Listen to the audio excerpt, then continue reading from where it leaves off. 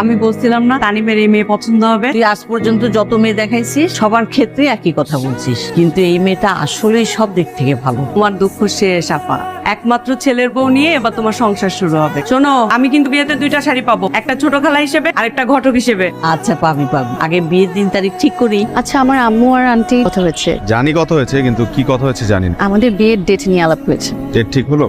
আমার best friend USA থাকে, ও যখন আসতে পারবে তখন ডেটটা ফেলতে হবে। আপনি কিন্তু আমাকে এই ব্যাপারে হেল্প করবেন। কনগ্রাচুলেশন দোস্ত, কনগ্রাচুলেশন।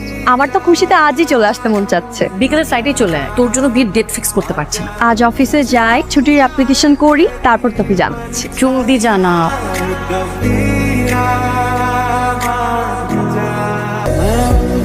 আই এম সরি দোস্ত, আমি আসতে পারছি না। আর মাত্র 2 সপ্তাহ বাকি, এখন তুই জানাচ্ছিস তুই আসতে পারবি না। সরি দোস্ত, সরি। मुझे खुद में